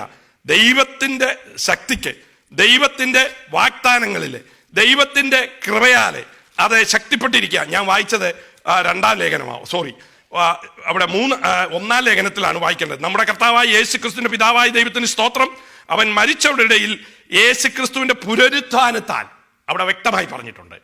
നമുക്ക് കരുണാധിക്യ പ്രകാരം നമ്മെ ജീവനോടുള്ള പ്രത്യാശയ്ക്കായി അന്ത്യകാലത്ത് വെളിപ്പെടുവാൻ ഒരുങ്ങിയിരിക്കുന്ന രക്ഷയ്ക്ക് വിശ്വാസത്താൽ ദൈവശക്തിയാൽ കാക്കപ്പെടുന്നു.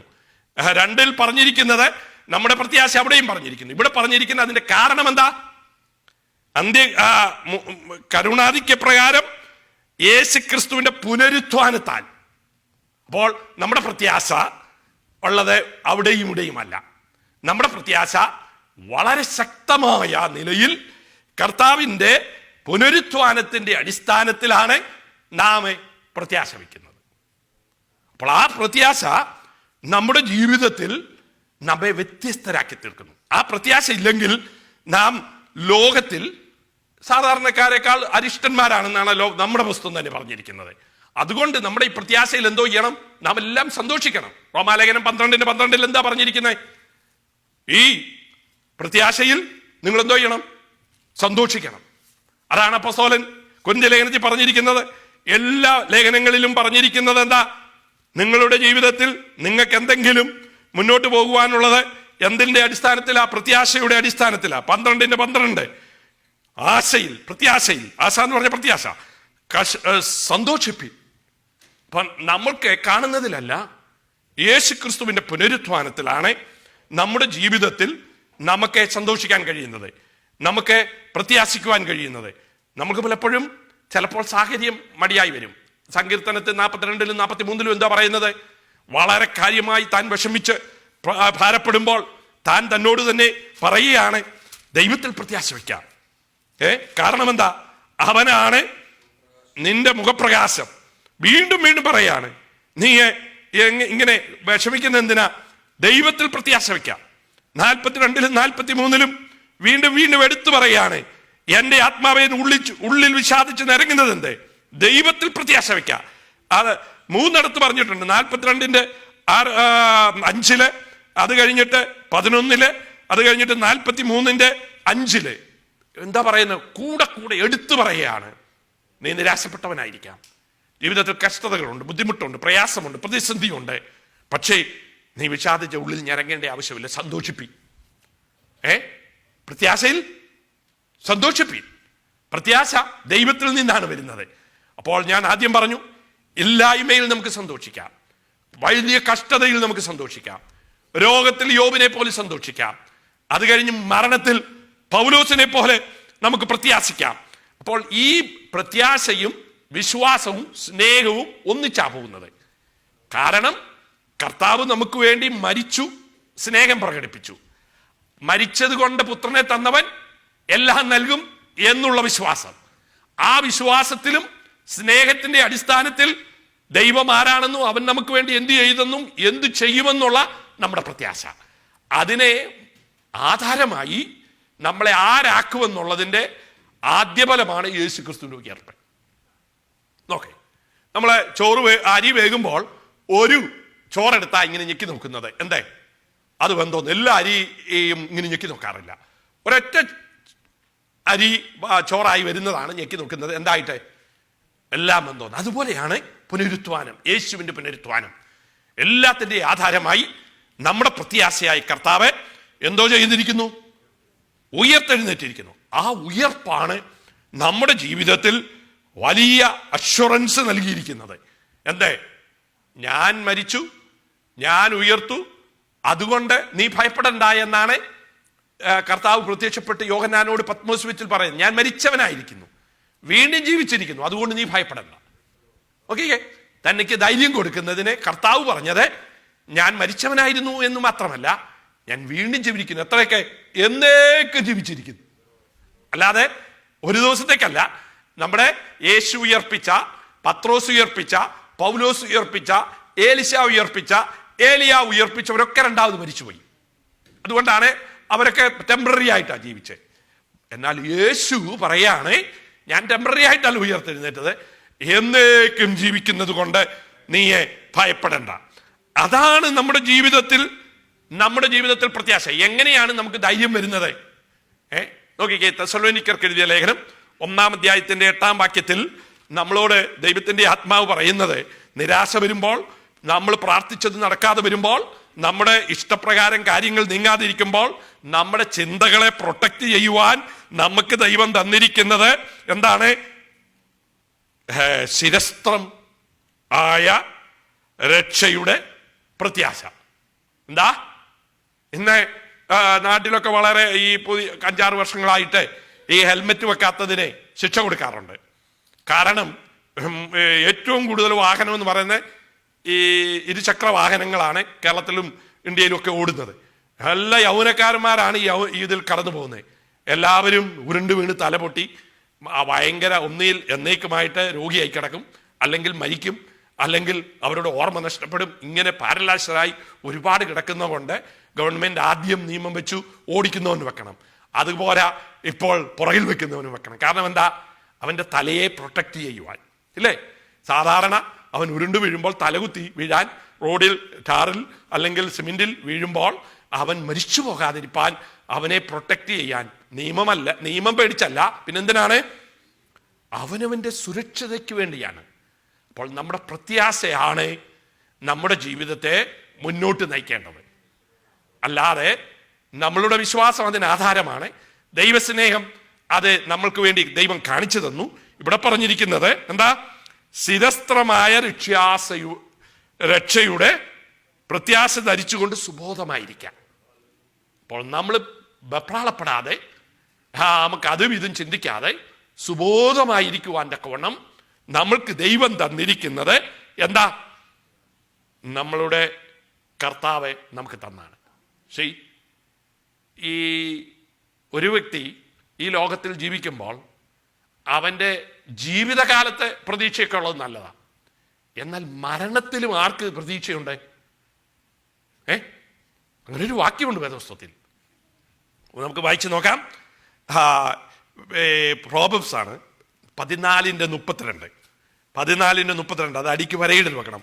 കാരണം ബാക്കിയുള്ളവർക്കൊക്കെ അയ്യോ എങ്ങോട്ട് പോകുന്നു, എവിടെ പോകുന്നു എന്നുള്ള ഉറപ്പില്ലാത്തപ്പോൾ നമ്മളുടെ ജീവിതത്തിൽ ദൈവം തന്നിരിക്കുന്ന ആ പ്രത്യാശ മരണത്തിലും നമുക്ക് പ്രത്യാശയുള്ളതിൻ്റെ കാരണം മരണത്തിൻ്റെ അങ്ങേപ്പുറം കണ്ട യേശു വന്ന് നമ്മളോട് പറഞ്ഞിരിക്കുകയാണ്, നിങ്ങൾ എന്ത് ചെയ്യണ്ട, നിങ്ങൾ ഭാരപ്പെടേണ്ട ആവശ്യമില്ല. നിങ്ങളുടെ അവസാനം ഇവിടം കൊണ്ടല്ല, കാൽവറി ക്രൂശിൽ മരിച്ചു ഉയർത്തെഴുന്നേറ്റ യേശു നമ്മളോട് പറയുന്നത് മരണം നിങ്ങളുടെ അവസാനമല്ല. എന്തുണ്ട്? മരണത്തിലും പ്രത്യാശയുണ്ട്. അപ്പോൾ ലോകത്തിൽ മനുഷ്യർക്ക്, ഈ ലോകത്തിൽ ഇന്നാരുണ്ട്, പണമുണ്ട്, ഹോസ്പിറ്റലുണ്ട്, ഇൻഷുറൻസ് ഉണ്ട്, ജോലിയുണ്ട്, ഇതെല്ലാം നമുക്കൊരു പ്രത്യാശ നൽകും. ഇപ്പൊ എനിക്ക് ഒരു രോഗം വന്നാൽ നമുക്ക് ഇൻഷുറൻസ് ഉണ്ടെങ്കിൽ വളരെ ധൈര്യമുണ്ട് ഹോസ്പിറ്റലിൽ പോകാൻ. എന്നാൽ ഇൻഷുറൻസ് ഇല്ലാത്തവന് ധൈര്യമില്ല. കാരണം എന്തായി തീരും, തള്ളുമോ എന്നൊക്കെയുള്ള പേടിയുണ്ട്. പക്ഷേ ഇവിടെ മരണമാണ്. മരണം കണ്ടുകൊണ്ട് നീതിമാന് മരണത്തിലും പ്രത്യാശയുണ്ട്. അതിനേക കാരണമേ ഉള്ളൂ, മരണത്തെ ജയിച്ച, മരണത്തിനങ്ങേപ്പുറത്ത് എന്താണെന്നുള്ള ഒരു വ്യക്തി സ്വർഗത്തിൽ നിന്ന് ഇറങ്ങി വന്നു. ഞാൻ പിതാവിന്റെ അടുക്കൽ നിന്ന് സ്വർഗത്തിൽ നിന്ന് ഇറങ്ങി വന്നതാണെന്ന് യേശു ഒരു കുറഞ്ഞ പ്രാവശ്യം 10 പറഞ്ഞിട്ടുണ്ട്. ഞാൻ ഉയരത്തിൽ നിന്ന് വന്നവനാണ്, ഞാൻ ഉയരത്തിലേക്ക് കയറിപ്പോകുന്നു, ഞാൻ ഇരിക്കുന്നിടത്ത് നിങ്ങളെ ഇരുത്താൻ ഞാൻ വീണ്ടും വരും, ഞാൻ ഇരിക്കുന്നിടത്ത് നിങ്ങൾക്ക് വരാൻ കഴിയത്തില്ല. പത്രോസ് ജീവനോടുകൂടെ ഇരുന്നപ്പോൾ യേശു പറഞ്ഞു, ഫിലിപ്പോസിനോടും അവരോടും ഒക്കെ പറഞ്ഞു. അവരെല്ലാം കേട്ടുകൊണ്ടിരുന്നു. എന്താ ഇപ്പം ഞാൻ പോകുന്നിടത്ത് നിങ്ങൾക്ക് വരാൻ പറ്റുകയില്ല, പക്ഷേ ഞാൻ പോയ ശേഷം ഒരു സ്ഥലമൊരുക്കും, സ്ഥലമൊരുക്കിയ ശേഷം നിങ്ങളെ എൻ്റെ അടുക്കൽ ഇരുത്തേണ്ടതിന് ഞാൻ മടങ്ങി വരൂ. അപ്പോൾ നമ്മുടെ പ്രത്യാശ എവിടെ കൊണ്ട് തീരുന്നല്ല, ഉയർപ്പ് കൊണ്ട് തീരുന്നല്ല, കർത്താവിൻ്റെ വരവിന് വേണ്ടിയുള്ള ഒരു പ്രത്യാശയാണ്. ഓക്കെ, നമ്മുടെ രക്ഷയിൽ പ്രത്യാശ തീരുന്നില്ല, രക്ഷ പ്രത്യാശയിലാണെന്ന് നാം കണ്ടു. നമ്മുടെ പ്രത്യാശ യേശുവിന്റെ പുനരുത്ഥാനത്തിലാണെന്ന് പത്രോസ് പറഞ്ഞ് നമ്മൾ കണ്ടു. അവിടെയും തീരുന്നില്ല. യേശു തമ്പുരാൻ പറഞ്ഞിരിക്കുകയാണ്, നിങ്ങളുടെ പ്രത്യാശ കർത്താവിന്റെ വരവിലാണ്. എന്താ? കർത്താവിന്റെ വരവിലാണ്. അപ്പോൾ അത് വളരെ ശക്തമായി, വളരെ കാര്യമായി മുന്നോട്ട് പോവുകയാണ്. നമ്മുടെ ഓരോ ദിവസത്തെയും പ്രത്യാശ നമ്മുടെ ജീവിതത്തിൽ ഭാരങ്ങളും പ്രയാസങ്ങളും ഉള്ളപ്പോൾ നമ്മളവിടെ എന്താ ചെയ്യാനാ പറഞ്ഞിരിക്കുന്നത്? കഷ്ടത എന്താ ഉണ്ടാക്കും? നമുക്ക് സഹനശക്തി തരും, എൻഡൂറൻസ്. അത് നമുക്ക് എന്തോ നൽകും നമ്മുടെ ജീവിതത്തിൽ. നോക്കിക്കേ, റോമാലേഖനം, ഞാൻ പറയുന്നത് നിങ്ങൾ കൂട്ടണ്ട.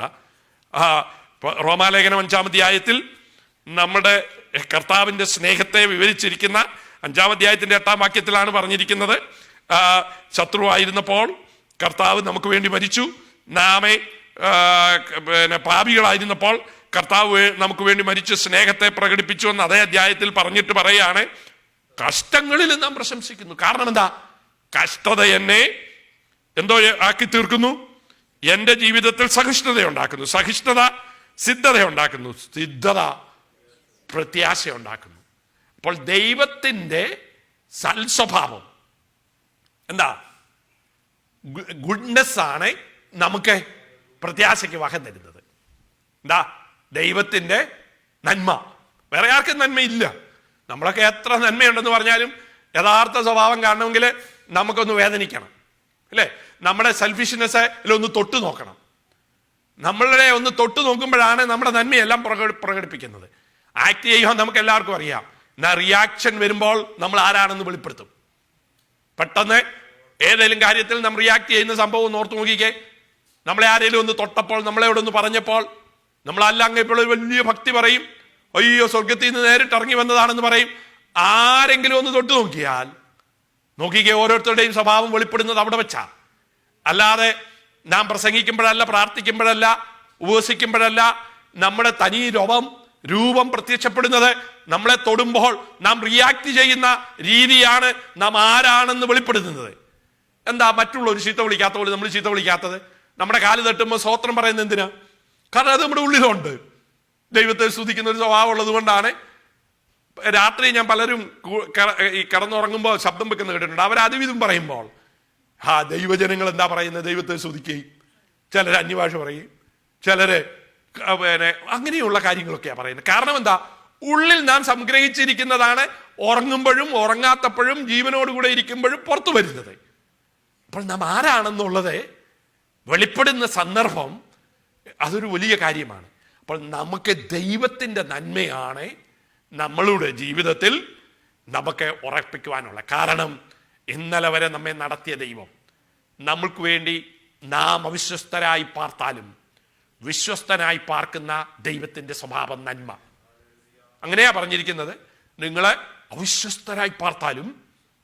പിന്നെ മലാക്കിയിൽ വിളിച്ചു പറയാ, ഇസ്രയേലേ ഞാൻ മാറാത്തവൻ, അതുകൊണ്ട് യാക്കോബിന്റെ പുത്രന്മാരെ നിങ്ങൾ ഒഴിഞ്ഞു പോകാതിരിക്കുന്നു. നിങ്ങളുടെ ഗുണം കൊണ്ടല്ല, ഞാൻ നിങ്ങളോട് വാക്ക് പറഞ്ഞിരിക്കുന്നത് കൊണ്ട്. കർത്താവ് നമുക്ക് വേണ്ടി പ്രവർത്തിക്കുന്നതിന്റെ കാരണം അവന്റെ സ്വഭാവം ത്യജിക്കാൻ പറ്റാത്തത് കൊണ്ട്. അപ്പോൾ ദൈവത്തിന്റെ നന്മയാണ് നമ്മളുടെ ജീവിതത്തിൽ നമ്മൾക്ക് എന്ത് സംഭവിക്കുന്നത്? പ്രത്യാശയ്ക്ക് വലുപ്പം കൂട്ടി നൽകുന്നത്. അത് നമ്മുടെ ഉറപ്പിന് ദൈവം എപ്പോഴും നമ്മളോട് പറയുന്ന ഒരു കാര്യം, ഈ പ്രത്യാശയില്ലെങ്കിൽ മനുഷ്യരെ ഒന്ന് ചിന്തിച്ച് നോക്കിക്കേ, അവർക്ക് ജീവിതത്തിൽ നിരാശമുണ്ട്. എത്രയോ മനുഷ്യരെ ഈ ക്വാറന്റൈനിൽ തന്നെ 10-14 ദിവസം അകത്തിരുന്നതേ ഉള്ളൂ.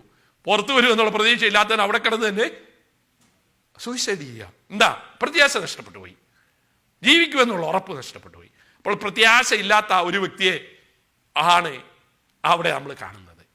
ജീവിതത്തിൽ മുന്നോട്ട് പോകാൻ വഴിമുട്ടുമ്പോൾ അവർക്ക് പ്രയാസങ്ങളും പ്രതിസന്ധിയും മാത്രം കണ്ടിട്ട് അങ്ങേപ്പുറത്തൊന്ന് കാണാൻ അവർക്കില്ല.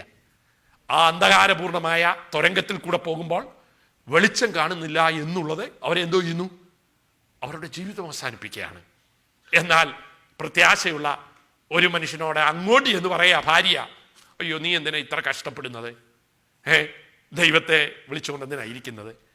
അങ്ങ് മരിച്ചു കളാം. ദൈവത്തെ ത്യജിച്ചിട്ട് നീ മരിക്കാനാ പറയുന്നത്.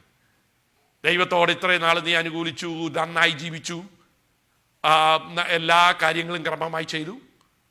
പക്ഷേ ഇപ്പോൾ കർത്താവ് നിന്റെ പ്രാർത്ഥന കേൾക്കുന്നില്ല. അതാണ് പ്രശ്നം. നമുക്കൊക്കെ തോന്നും, ഈ കോവിഡ് തുടങ്ങിയ കാലത്ത് 10 മാസം നമ്മൾ പ്രാർത്ഥിച്ചു, ഒന്നും സംഭവിച്ചില്ല.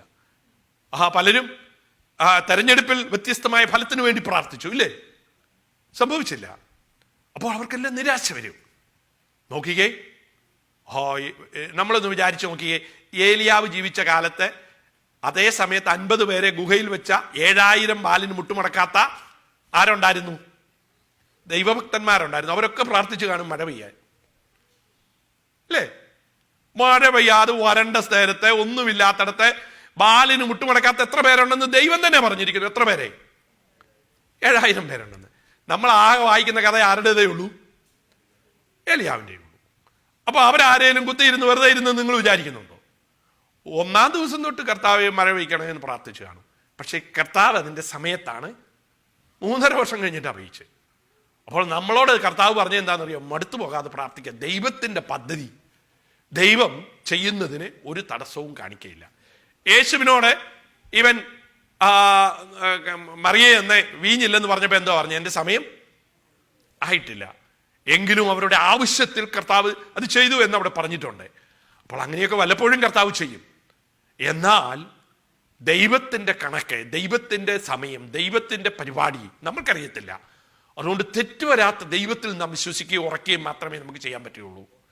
നമ്മളുടെ കാഴ്ചപ്പാടിൽ, നമ്മുടെ ഹൊറൈസണിൽ നാം കാണുന്ന നന്മ നമ്മൾക്ക് പലപ്പോഴും അത് മാത്രമേ നമുക്ക് മനസ്സിലാക്കുകയുള്ളൂ. അതിൻ്റെ അങ്ങേപ്പുറത്തെക്കുറിച്ച് നമുക്കറിയാത്തതിനാൽ നാം ദൈവത്തിന് തന്നെ വിട്ടുകൊടുക്കണം. നാം പ്രാർത്ഥിച്ചു, ദൈവഹിതത്തിന് വേണ്ടി നാം കാത്തിരുന്നു. അത് നമ്മുടെ ഹിതമല്ല ദൈവഹിതമെന്ന് നാം കാണുന്ന ഉടനെ ദൈവത്തിൻ്റെ ശക്തിയൊന്നും കുറഞ്ഞിട്ടില്ല, ദൈവത്തിൻ്റെ സ്വഭാവത്തിനും മാറ്റം വന്നിട്ടില്ല, പ്രാർത്ഥനയ്ക്ക് ഉത്തരമില്ലാതിരിപ്പില്ല. എല്ലാ കാലത്തും അത് തന്നെ സംഭവിച്ച. നിങ്ങൾ നോക്കിക്കേ, അബ്രഹാം 25 വർഷം കാത്തിരുന്ന മക്കളുണ്ടാകുമെന്ന് ആദ്യം വിളിച്ചു പറഞ്ഞേ. വിളിച്ച ഉടനെ എന്താ പറഞ്ഞത്? ഞാൻ നിന്നെ അനുഗ്രഹിക്കുന്നതിന്റെ സന്തതി അനുഗ്രഹിക്കുന്നതിന്റെ സന്തതി മുഴുവൻ ഭൂമിയിലുള്ള സകലരും അനുഗ്രഹിക്കപ്പെടും. 25 വർഷം പ്രാർത്ഥിച്ചു, പരാജയപ്പെട്ടപ്പോഴാണ് വേറൊരു ഭാര്യയെ എടുത്തത്, അല്ലേ? അപ്പോൾ നമ്മൾ മാത്രമല്ല ഈ കൂട്ടത്തിൽ. ആരൂടുണ്ട്? ഭക്തന്മാരെ, ദൈവത്തിന്റെ സ്നേഹിതൻ എന്ന് വിളിച്ച ഒരാളാ. അവർക്കൊക്കെ ഈ അബദ്ധങ്ങൾ പറ്റും, നമുക്കും പറ്റും ജീവിതത്തിൽ. അതുകൊണ്ട് പ്രത്യാശ മാത്രമേ നമുക്ക് ധൈര്യം നൽകുകയുള്ളൂ. പ്രത്യാശ നമ്മുടെ ജീവിതത്തെ മുന്നോട്ട് നയിച്ചാൽ മാത്രമേ നമ്മൾക്ക് വിഷമത്തിൻ്റെയും ബുദ്ധിമുട്ടിൻ്റെയും ഭാരത്തിൻ്റെയും സമയങ്ങളിൽ നമ്മളെ മുന്നോട്ട് കൊണ്ടുപോയുള്ളൂ. അതിന് നമുക്ക് പ്രത്യാശയിൽ സന്തോഷിക്കുക അല്ലാതെ വേറെ മാർഗമൊന്നുമില്ല. നമ്മുടെ ആ പ്രത്യാശയിൽ സന്തോഷിക്കണമെങ്കിൽ എന്തോ വേണം? അത് നമുക്കൊരു റിലേഷൻഷിപ്പ് കർത്താവിനോട് വേണം പ്രത്യാശിക്കണമെങ്കിൽ. ഞാൻ ഇന്ന് ഇന്ത്യയിൽ 2-3 ഫോൺ വിളിച്ചു. അവരെ വിളിച്ച് എനിക്കൊരു മിസ് കോൾ തന്നു. ഞാൻ തിരിച്ചു വിളിച്ചിട്ടൊന്നും എടുക്കുന്നില്ല. കാരണം എടുക്കാതിരുന്നാൽ ഞാൻ സംസാരിക്കും. അങ്ങേപ്പുറത്തെ കേൾക്കുന്നില്ല, കണക്ഷനുണ്ട് പക്ഷെ കിട്ടിയില്ല. അപ്പം ഞാൻ സംസാരിച്ചില്ല. പിന്നെ ഞാൻ റെഗുലർ ഫോണെ വിളിച്ചു, വാട്സപ്പ് അല്ലാത്ത റെഗുലർ ഫോണെ വിളിച്ചപ്പോൾ കണക്ഷൻ കിട്ടി. കാരണം എന്തില്ല, അവിടെ വൈഫൈ ഇല്ല. ഇത്രയേ ഉള്ളൂ. സെയിം ഫോൺ നമ്പർ, സെയിം വീട്ടില് വൈഫൈ ഇല്ലാഞ്ഞപ്പോൾ വാട്സപ്പ് വർക്ക് ചെയ്തില്ല. അപ്പോൾ നമ്മുടെ റെഗുലർ ഫോണിൽ വിളിച്ചു, അപ്പം ഉടനെ കിട്ടി. അപ്പം അതിൻ്റെ കാരണം എന്നറിയാമോ? കൂട്ടിമുട്ടിക്കുന്ന സംഗതി നടുക്ക് വൈഫൈയാണ്. വൈഫൈ ഉണ്ടെങ്കിൽ ഫ്രീ ആയി വിളിക്കാം, അല്ലെങ്കിൽ പൈസ കൊടുക്കണം. അപ്പോൾ നമ്മുടെ കണക്ഷൻ ശരിയാകണം. എന്നാൽ മാത്രമേ നമുക്ക് സംസാരിക്കാൻ പറ്റുള്ളൂ, നമുക്ക് ഉണ്ടെന്ന് അറിയത്തുള്ളൂ, അങ്ങേപ്പുറത്ത് ആളുണ്ടെന്ന്. നമുക്ക് അതാണ് നമ്മുടെ പ്രത്യാശ വർദ്ധിപ്പിക്കുന്ന ഒന്നാമത്തെ കാര്യം, ദൈവവുമായിട്ടുള്ള വലിയ പ്രതീക്ഷ. അതാ കർത്താവ് പറഞ്ഞത്, ഞാൻ ഏകനല്ല. കാരണം എന്താ? ഞാൻ പിതാവിൻ്റെ ഇഷ്ടം ചെയ്യുന്നത് കൊണ്ട് എപ്പോഴും എനിക്ക് പിതാവിൻ്റെ സാന്നിധ്യം ഗ്രഹിക്കാൻ കഴിയുന്നു. അതാണ് സങ്കീർത്തനക്കാരൻ പറഞ്ഞത്, ഞാൻ സ്വർഗത്തിൽ പോയാൽ അവിടെ ഉണ്ട്. ആ സ്വർഗത്തിൽ പോയാൽ ദൈവം അവിടെ ഉണ്ടെന്ന് എല്ലാവർക്കും അറിയാം. പാതാളത്തിൽ പോയാലോ? അതൊരു ഹൈപ്പോത്തസിസാ. എന്തായി? ഞാൻ പോയാൽ എന്നേ ഉള്ളൂ, പോകുമെന്നല്ല. ഞാൻ പോയാൽ അവിടെയും ദൈവം ഉണ്ടായി. അപ്പം ദൈവമില്ലാത്ത സ്ഥലമുണ്ടെന്ന് അനേകർ തെറ്റിദ്ധരിച്ചിട്ടുണ്ട്. യോന തെറ്റിദ്ധരിച്ചു. അതുകൊണ്ടാണ് നിനവേക്ക് പറഞ്ഞു തർസോസിലേക്ക് പോയി. ദൈവം ഇല്ല എന്ന് കയ്യും തെറ്റിദ്ധരിച്ചു. അവൻ ദൈവസന്നിധാനത്തിൽ വിട്ട് വേറെ ദേശത്ത് പോയെന്നാ. അവിടെയും ദൈവമുണ്ടെന്നുള്ളത് അവൻ അറിഞ്ഞുകൂടാ. അങ്ങനെ നമ്മൾക്കെല്ലാം പറ്റും, പാപികൾക്കും പറ്റും, വിശുദ്ധന്മാർക്കും പറ്റും. പലപ്പോഴും അതാ ഞാൻ കയ്യനെയും പറഞ്ഞത്, യോനെയും പറഞ്ഞത്. രണ്ടുപേരും വിചാരിച്ചു അവിടെ വിട്ടു പോയാൽ എന്തില്ല, ദൈവസന്നിധാനത്തിൽ വിട്ടെന്ന്. രണ്ടുപേർക്കും അബദ്ധമാണ് പറ്റുന്നത്. നമ്മൾക്കതുകൊണ്ട് കണക്ഷനാണ് വേണ്ടുന്നത്. കണക്ഷൻ എങ്ങനെയാണ് ഉണ്ടാക്കുന്നത്? പ്രാർത്ഥനയിൽ, വിശ്വാസത്തിലുള്ള പ്രാർത്ഥനയിലേ നമുക്ക് പറ്റത്തുള്ളൂ. ദൈവ വാഗ്ദാനങ്ങളിൽ ഉറച്ചേ പറ്റത്തുള്ളൂ. ദൈവത്തിൻ്റെ വാഗ്ദാനം ലഭിച്ചു എന്ന് പറയുമ്പോൾ അത് പലപ്പോഴും നമ്മുടെ സ്വപ്നമാകരുത്, നമ്മുടെ ചിന്തയാകരുത്, നല്ല ആഗ്രഹങ്ങളാകരുത്. അതാണ് ഇന്ന് പറ്റിയ അബദ്ധം.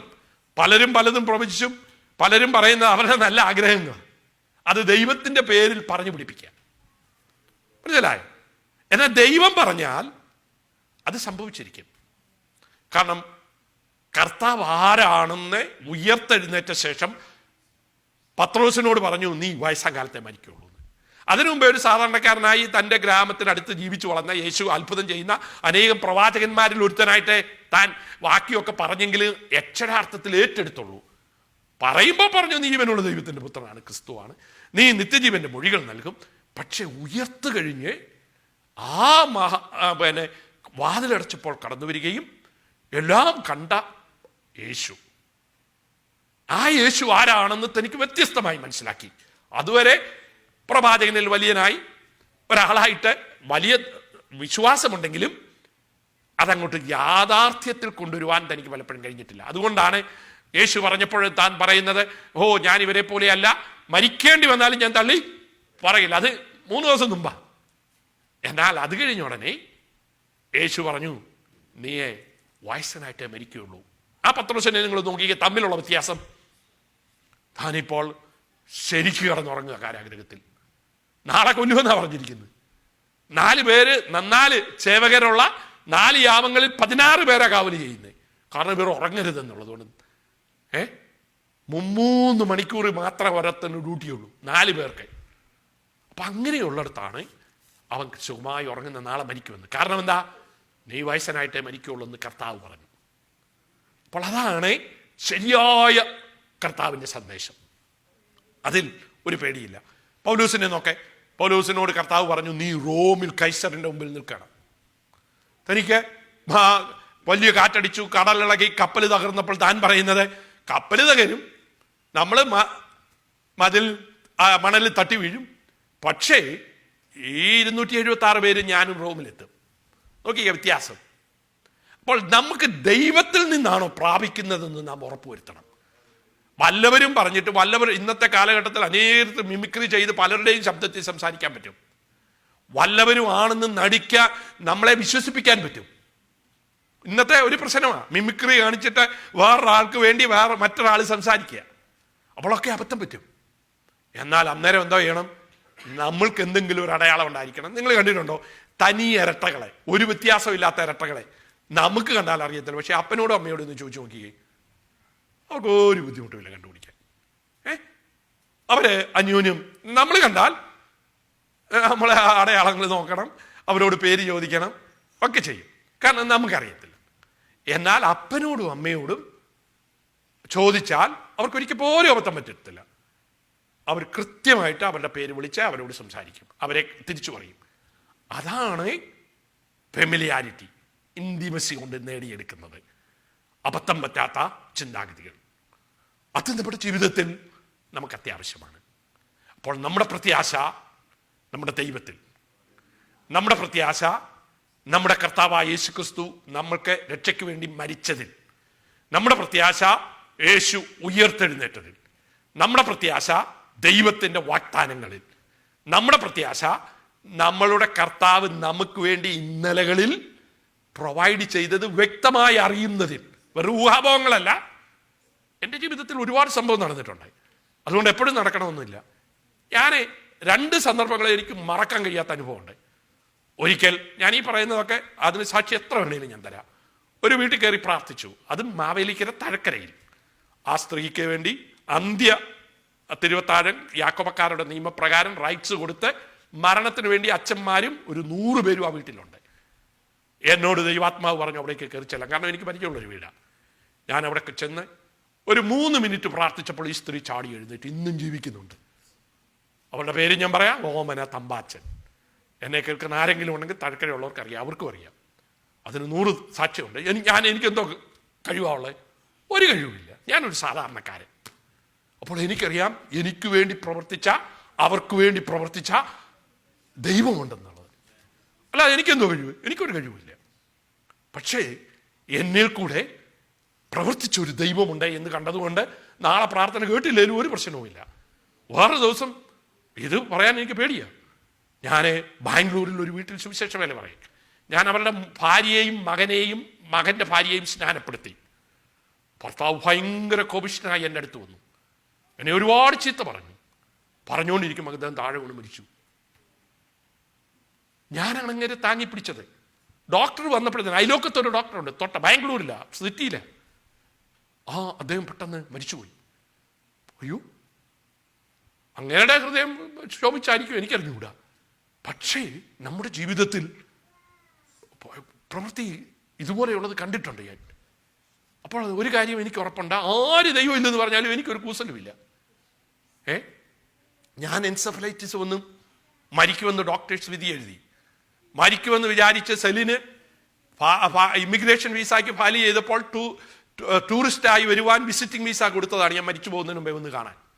ഇപ്പോഴും ഞാൻ മരിച്ചിട്ടില്ലല്ലോ. അപ്പോൾ ദൈവത്തിന് അത്ഭുതം ചെയ്യാൻ കഴിയും. അത് ഇന്നലകളിൽ ചെയ്തതാ, നാളെയും ചെയ്യാൻ ദൈവത്തിന് കഴിയുമെന്നതുകൊണ്ട് ഞാൻ വിശ്വസിക്കുക. ദൈവം 100 എണ്ണത്തിന് എനിക്ക് ഉത്തരം തന്നിട്ടില്ല. ഞാൻ ഈ 2-3 എണ്ണം ഉത്തരം തന്നതാ പറഞ്ഞത്. എത്ര കാര്യങ്ങൾ ഉത്തരം ഞാൻ എൻ്റെ ഈ ഹെർണിയേറ്റഡ് ഡിസ്കിന് വേണ്ടി കഴിഞ്ഞ ഒരു 3 ആഴ്ച മുമ്പ് 7 ദിവസം ഉപസിച്ച് പ്രാർത്ഥിച്ചു. ചില വേദന കുറവുണ്ടെന്നല്ലാതെ ഒരു വ്യത്യാസവും വന്നില്ല, മറ്റു വ്യത്യാസമൊന്നുമില്ല. അപ്പം അത് നടക്കുന്നില്ല. ചിലത് നടക്കുന്നു, ചിലത് നടക്കുന്നില്ല. നമ്മുടെ ജീവിതത്തിൽ പ്രിയമുള്ള ദൈവജനമേ, ഇന്നലകളിൽ നാം കർത്താവിനെ കണ്ടതുകൊണ്ട്, അനുഭവിച്ചതുകൊണ്ട് നാളെയും നമുക്ക് സംഭവിക്കും. അതാ പ്രത്യാശ. എന്താ വിശ്വാസം എന്നുള്ളത്? ഇന്നലകളിൽ നമുക്ക് ചെയ്തു കിട്ടി, ഇന്നും ചെയ്യും, പക്ഷെ നാളെയും ചെയ്യും. അതാണ് പൗലോസ് പറഞ്ഞ, നമ്മൾ ആദ്യം വായിച്ച ഒരു വാക്യമുണ്ടല്ലോ കൊരിന്ത്യർ ലേഖനത്തിലെ, അവൻ വിടുവിക്കുന്നു, മേലാലും വിടുവിക്കും. അവൻ വിടുവിച്ചു. ദൈവത്തിൻ്റെ സ്നേഹം, എൻ്റെ വിശ്വാസം വിടുവിച്ചുകൊണ്ടിരിക്കുന്നു, എൻ്റെ പ്രത്യാശ അവൻ വിടുവിക്കും. അപ്പോൾ ഇത് 3 ഏറ്റവും വലുത്. വേദപുസ്തകത്തിൽ പറഞ്ഞിരിക്കുന്നത് എന്താണെന്നറിയാമോ? ആ സ്നേഹം, ദൈവസ്നേഹം എല്ലാം പ്രത്യാശിക്കുന്നു. അങ്ങനെ കൊരിന്ത്യർ ലേഖനത്തിൽ പറഞ്ഞിരിക്കുന്നത് അല്ലേ? എന്താ? സ്നേഹം പ്രത്യാശിക്കുന്നു. ഞാൻ സ്നേഹിക്കുന്ന ഒരാളിൽ പ്രത്യാശ വയ്ക്കുന്നത് കൊണ്ട് ഒരു കുഴപ്പമില്ല. ഉണ്ടോ? ആ ആളിൽ ഞാൻ വിശ്വസിക്കുന്നത് കൊണ്ടാണ് പ്രത്യാശ വയ്ക്കുന്നത്. അപ്പോൾ സ്നേഹവും വിശ്വാസവും പ്രത്യാശയും നമുക്ക് അടർത്തിക്കളയാൻ പറ്റത്തില്ല. അതുകൊണ്ടാണ് അവ 3 വലുതാണെന്ന് പറയുന്നത്. അതാണ് ഒരു വിശ്വാസിയുടെ ജീവിതത്തിലെ ഏറ്റവും വലിയ ഉറപ്പ്. എന്താ? വലിയ ഉറപ്പാണ്, വലിയ ധൈര്യമാണ്. എന്താ? എൻ്റെ ദൈവം എന്നെ സ്നേഹിച്ചു, എൻ്റെ ദൈവം എനിക്ക് വേണ്ടി മരിച്ചു, എൻ്റെ ദൈവം എനിക്ക് രക്ഷ നൽകി, എൻ്റെ ദൈവം നിത്യജീവനെ നൽകി, എൻ്റെ ദൈവം പരിശുദ്ധാത്മാവിനെ എനിക്ക് തന്നു. അതുകൊണ്ട് അവൻ ഉയർത്തത് കൊണ്ട് മോഡലായി എന്നെ ഉയർപ്പിക്കും. അവൻ വാക്കു പറഞ്ഞത് കൊണ്ട്, ബാക്കിയെല്ലാം പറഞ്ഞത് സാധിച്ചത് കൊണ്ട് അവൻ വീണ്ടും വരും. അതാണ് എൻ്റെ പ്രത്യാശ. അവൻ ഇരിക്കുമ്പോൾ അവനെ കാണുമ്പോൾ നാമും അവനെ പോലെ ആകും. അതാണ് നമ്മുടെ പ്രത്യാശ. അതിന്റെ കാരണം എന്താ? കാൺമീൻ നാം ദൈവമക്കൾ എന്ന് വിളിക്കപ്പെടുവാൻ ദൈവം നമുക്ക് നൽകിയിരിക്കുന്ന സ്നേഹമാണ് ആധാരം. ആ സ്നേഹത്തിലാണ് നമ്മുടെ വിശ്വാസം. ദൈവ സ്നേഹത്തിൽ, ദൈവം ആരാണെന്നുള്ളതിൽ, ആ സ്നേഹത്തിന്റെയും വിശ്വാസത്തിന്റെയും ആധാരത്തിൽ നിന്നുകൊണ്ട് നമ്മളെ നാളെ ആരാക്കുമെന്നുള്ളതാണ് നമ്മുടെ പ്രത്യാശ. ആ പ്രത്യാശ ഇല്ലാതെ നമ്മൾ ജീവിച്ചാൽ നാം സാധാരണക്കാരെ പോലെയാണ്. ജാതികൾക്ക് പ്രത്യാശ ഇല്ലാത്തത് കൊണ്ട് അവർ ദുഃഖിക്കുന്നു എന്നാണ് അപ്പോസ്തലനായ പൗലോസ് തെസ്സലോനിക്കർക്ക് ലേഖനം എഴുതിയിരിക്കുമ്പോൾ പറയുന്നത്. നമ്മൾ ജാതികളെ, പ്രത്യാശ ഇല്ലാത്ത ജാതികളെ പോലെ ദുഃഖിക്കരുത്. അപ്പം പ്രത്യാശയുള്ളവർ എന്ത് ചെയ്യത്തില്ല? സാധാരണ രീതിയിൽ ദുഃഖിക്കുള്ളൂ. അവർക്കും ദുഃഖമുണ്ട്, പക്ഷേ പരിമിതമായ ദുഃഖം. കാരണം ഉറങ്ങുന്നവൻ ഉണരും, അവനെ കാണാം. മരണം ഒരു ഉറക്കമാണ്. നമുക്ക് പ്രത്യാശയുണ്ട്. അതാണ് നമ്മുടെ പ്രത്യാശ. ഇന്ന് പകൽക്കാലം സമയം പോയതുകൊണ്ട് ഞാൻ നിർത്തട്ടെ. ഈ പ്രത്യാശയും ഈ വിശ്വാസവും സ്നേഹവും ഒരുപോലാണ് ലേഖനങ്ങളിലൊക്കെ പറഞ്ഞിരിക്കുന്നത്. ഇവ മൂന്നും നിലനിൽക്കുന്നു. ഇവയിൽ വലുത് സ്നേഹം. അപ്പം നമ്മളൊന്നും ചെയ്തിട്ടല്ല, കർത്താവ് നമ്മെ അവൻ്റെ സ്വഭാവത്തിൽ സ്നേഹിച്ചു. അതുകൊണ്ട് നമ്മൾ അവനിൽ വിശ്വസിച്ചു. ആ വിശ്വാസം നമുക്ക് പ്രത്യാശ നൽകുന്നു. ആ പ്രത്യാശ ധൈര്യമുള്ളവരായി മുന്നോട്ട് പോകാനാണല്ലോ നാം ആദ്യം വായിച്ച വാക്യം പറഞ്ഞിരിക്കുന്നത്. അത് നമ്മുടെ നങ്കൂരമാണ്. അത് നമ്മളുടെ ജീവിതത്തിന്റെ അടിസ്ഥാനമാണ്. എബ്രായ ലേഖനകാരൻ പറഞ്ഞത് ഒന്നുകൂടെ വായിച്ച് ഞാൻ നിർത്താൻ പോകുകയാണ്. ആ പ്രത്യാശയുടെ സ്വീകാരം നാം മുറുകെ പിടിച്ചുകൊള്ളുക. വാഗ്ദത്തം ചെയ്തവൻ വിശ്വസ്തനല്ലോ. നമുക്ക് പ്രാർത്ഥിക്കാം. നമ്മുടെ പ്രത്യാശയാണ് നമ്മുടെ ജീവിതത്തിൽ നമ്മളെ വ്യത്യസ്തരാക്കുന്നത്. അതിൻ്റെ കാരണം വാഗ്ദത്തം ചെയ്തവൻ വിശ്വസ്തൻ. അവൻ്റെ നന്മ, അവൻ്റെ സ്വഭാവ വൈശിഷ്ടത, അവൻ്റെ ശക്തി, അവന് ഇല്ലായ്മയിൽ നിന്ന് വിളിച്ചു വരുത്തുവാൻ കഴിവുള്ളവൻ. അത് ഇല്ലായ്മയില്, കഷ്ടതയില്, രോഗത്തില്, മരണത്തിന് ശേഷവും നിലനിൽക്കുന്ന പ്രത്യാശ. നമുക്ക് പ്രാർത്ഥിക്കാം. നമുക്ക് ദൈവത്തോട് പറയാം, കർത്താവേ, മനുഷ്യരൊക്കെയും നിരാശപ്പെടും, അവർക്കൊക്കെയും സങ്കടം വരും. എന്നാൽ ഞങ്ങളുടെ പ്രത്യാശ ഈ ഭൂമിയിലുള്ളതിൽ മാത്രമല്ല, അത് ജീവിക്കുമ്പോൾ മാത്രമല്ല, മരണത്തിന് അങ്ങേപ്പുറത്ത് ഒരു പ്രത്യാശയില്ലെങ്കിൽ ഞങ്ങൾ മറ്റുള്ളവരെക്കാൾ, ജാതികളെക്കാൾ അരിഷ്ടന്മാരായിത്തീരും. അതുകൊണ്ട് നിലനിൽക്കുന്ന പ്രത്യാശ ഞങ്ങൾക്ക് തന്നിരിക്കയാൽ സ്തോത്രം. അതിൽ ഉറച്ചു നിൽക്കുവാൻ, അത് ഞങ്ങളുടെ നങ്കൂരമായി ഞങ്ങളെ കുലുക്കാതിരിപ്പാൻ ഞങ്ങൾക്ക് ഇടയാക്കണമേ. നമുക്ക് ആത്മാർത്ഥമായി പ്രാർത്ഥിക്കാം. പ്രാർത്ഥിക്കുവാൻ താല്പര്യമുള്ള 1-2 പേർക്ക് ചുരുങ്ങിയ വാചകങ്ങളിൽ പ്രാർത്ഥിക്കാം.